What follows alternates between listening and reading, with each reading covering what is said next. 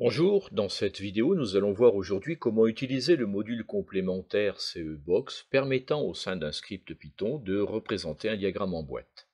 Cette vidéo concerne la calculatrice graphique TI-83 Premium CE édition Python équipée du système d'exploitation en version 5.5. Nous appuyons sur la touche Programme et choisissons l'application Python afin de créer un nouveau script. Touche F3, nous donnons à celui-ci un nom court et évocateur limité à 8 caractères. Nous validons notre choix, touche F5 OK. Nous débutons sur un script vide de toute instruction. Dans un premier temps, nous demandons le chargement du module random, puisque nous allons créer des listes contenant des nombres aléatoires. Le module CEBox est quant à lui importé à partir du catalogue, donc seconde 0, puis from script import, nous complétons le nom en écrivant le nom de notre script à importer, CEBox. L'underscore est obtenu en utilisant la table de caractères, on le sélectionne et on le colle.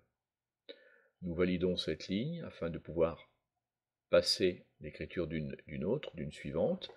Maintenant, nous allons créer une liste de nombres, mais attention, nous pouvons le faire à partir du module. Donc, fonction, module CEBox, nous créons des données. Une liste vierge est ici insérée, elle s'appelle data, et cette liste va comporter des nombres aléatoires entiers, pris dans un intervalle entre -10 et 42, on pourrait dire qu'il s'agit par exemple de la température d'une ville. -10 l'hiver, 42 l'été, de telle sorte qu'on souhaite étudier les dispersions des données, éventuellement les comparer à une autre.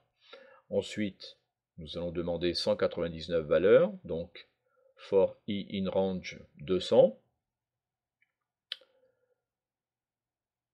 et nous validons cette ligne. Attention, nous enlevons les caractères inutiles de la boucle for en mettant le curseur sur le crochet et en effaçant ce qui ne nous intéresse pas. Puis, nous prenons maintenant l'instruction numéro 2 var box data. Alors var, nous lui donnons tout simplement un nom. Nous aurions pu mettre ce nom avant. Nous allons lui donner le nom de diag comme diagramme.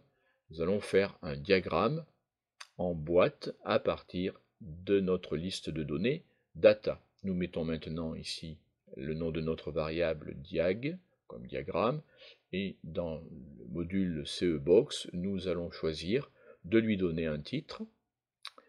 Le titre c'est le titre du diagramme, sera température. Et puis ensuite, nous allons en demander tout simplement la représentation graphique de façon à pouvoir observer les valeurs des quartiles qui auront été calculées directement par le module CEBox.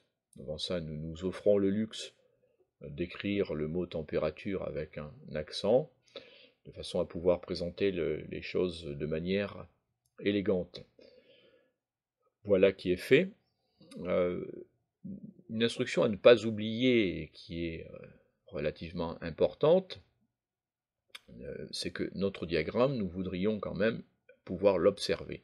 Donc dans le module 8 CEBox, nous prenons l'instruction numéro 4 qui est diag.show, sinon nous ne verrions rien à l'écran si ce n'est un passage furtif. Voilà qui est fait, notre représentation graphique sous forme de boîte est effectuée, ainsi que le calcul des quartiles et intervalles interquartiles. Nous pouvons effectuer un autre calcul directement en demandant l'exécution plusieurs fois de ce même script. Le fait d'appuyer sur la touche annulation va tout simplement arrêter l'affichage de la représentation graphique. Nous vous remercions d'avoir suivi cette vidéo et nous vous disons à une prochaine fois.